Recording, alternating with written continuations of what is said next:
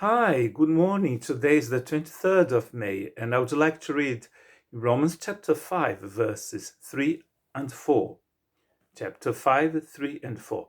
Not only, not only so, but we also rejoice in our sufferings, because we know that suffering produces perseverance. Perseverance, character, and character, hope. Since we started meditate on grace in Romans chapter 1, 2, 3, 4, and 5, we especially in chapter 5, we talked about how justification by faith leads us to have peace with God. And then grace will introduce us, will give us access to the throne of God. We'll be in the presence of God, and then we'll be actually taking part on His glory. Our life will be filled with His glory. And then today, as we say in French, we have the seau d'eau froide. We have the bucket of cold water, because Paul is going to introduce the theme of tribulation. And we don't like a tribulation, do we? Yesterday we had a meeting on Zoom, and I was talking to people on we tried to meditate on the last meditations that we have in our YouTube channel, and then someone was saying, "Well, but how can I rejoice in tribulation? If we think that what is happening in the world is a tribulation, this pandemic, it is a tribulation, isn't it? How can we rejoice on that? Is the Bible here talking about any tribulation, any suffering, pain, illnesses in general, hunger?" Well, I don't think so, because when you read Acts chapter 14, verse 22, we find the same word used by Paul in Romans chapter 5. And here it was Luke who wrote the book, and he says in verse 22, chapter 14, strengthening the disciples and encouraging them to remain true to the faith. We must go through many hardships or tribulations to enter the kingdom of God. And that here, hardship in English, it comes from the word pressure in Greek, the same word that we find in chapter 5, verse 3.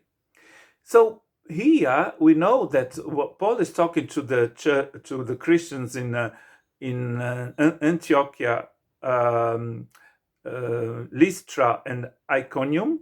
After having preached in Derbe, he went back to these three towns, and he's encouraging the Christians there. So he's not talking about COVID-19 here, is he? He's talking about the persecution that these people have to go through. Like many Christians today, we believe that today there are more people being persecuted for their faith than when Luke wrote this book.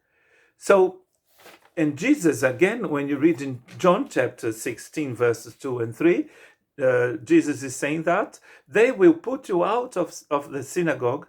In fact, a time is coming when anyone who kills you will think he's offering a service to God. They will do such things because they have not known the Father or me. So when you read these three texts, we understand that the Bible is talking about the tribulation, the pressures, the suffering that we have to go through because we are disciples of Jesus Christ.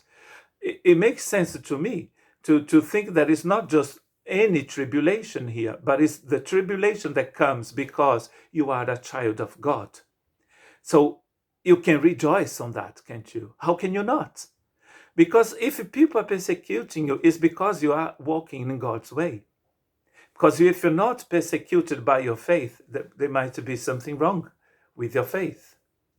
We are not rejoicing because there is a pandemic in the world, are we? How can you rejoice because there's so much suffering in the world?